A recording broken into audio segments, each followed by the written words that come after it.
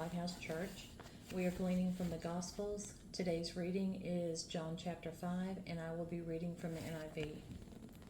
Sometime later, Jesus went up to Jerusalem for one of the Jewish festivals. Now there is in Jerusalem near the Sheep Gate a pool, which in Aramaic is called Bethesda, and which is surrounded by 5 covered colonnades. Here a great number of disabled people used to lie: the blind, the lame, the paralyzed. One who was there had been an invalid for 38 years. When Jesus saw him lying there and learned that he had been in this condition for a long time, he asked him, "Do you want to get well?" "Sir," the invalid replied, "I have no one to help me into the pool when the water is stirred. While I am trying to get in, someone else goes down ahead of me." Then Jesus said to him, "Get up, pick up your mat, and walk." At once the man was cured. He picked up his mat and walked.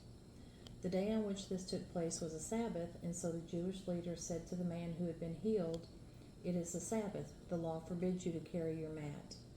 But he replied, "The man who made me well said to me, 'Pick up your mat and walk.'" So they asked him, "Who is this fellow who told you to pick it up and walk?" The man who was healed had no idea who it was, for Jesus had slipped away into the crowd that was there. Later, Jesus found him at the temple and said to him, "See, you are well again. Stop sinning or something worse may happen to you." The man went away and told the Jewish leaders that it was Jesus who had made him well. So because Jesus was doing all these things on a Sabbath, the Jewish leaders began to persecute him. In his defense, Jesus said to them, "My Father is always at his work to this very day, and I too am working." For this reason they tried all the more to kill him.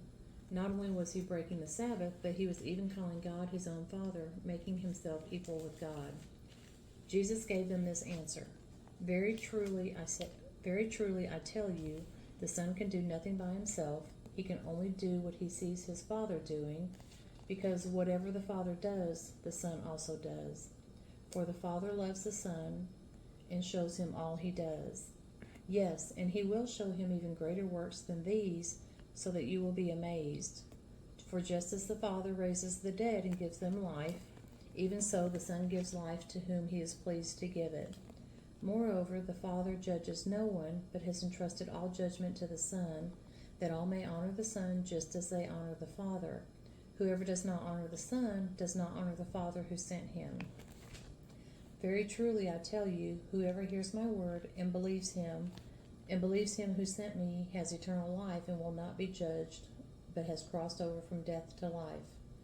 Very truly I tell you, a time is coming, and has now come, when the dead will hear the voice of the Son of God, and those who hear will live. For as the Father has life in himself, so he has granted the Son also to have life in himself. And he has given him authority to judge, because he is the Son of Man. Do not be amazed at this, for a time is coming when all who are in their graves will hear his voice and come out. Those who have done what is good will rise to live, and those who have done what is evil will rise to be condemned. By myself I can do nothing. I judge only as I hear, and my judgment is just, for I seek not to please myself, but him who sent me. If I testify about myself, my testimony is not true. There is another who testifies in my favor, and I know that his testimony about me is true. You have sent to John, and he has testified to the truth. Not that I accept human testimony, but I mention it that you may be saved. John was a lamp that burned and gave light, and you chose for a time to enjoy his light.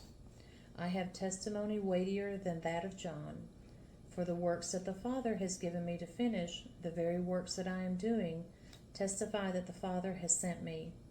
And the Father who sent me has himself testified concerning me.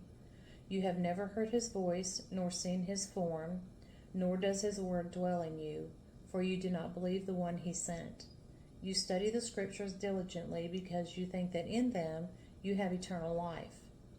These are the very Scriptures that testify about me, yet you refuse to come to me to have life. I do not accept glory from human beings, but I know that you do not have the love of God in your hearts. I have come in my Father's name, and you do not accept me. But if someone else comes in his own name, you will accept him. How can you believe, since you accept glory from from one another, but do not seek the glory that comes from the only God. But do not think I will accuse you before the Father. Your accuser is Moses, on whom your hopes are set. If you believed Moses, you would believe me, for he wrote about me. But since you do not believe what he wrote, how are you going to believe what I say? That's all for this evening. You guys come back tomorrow for more. Thank you.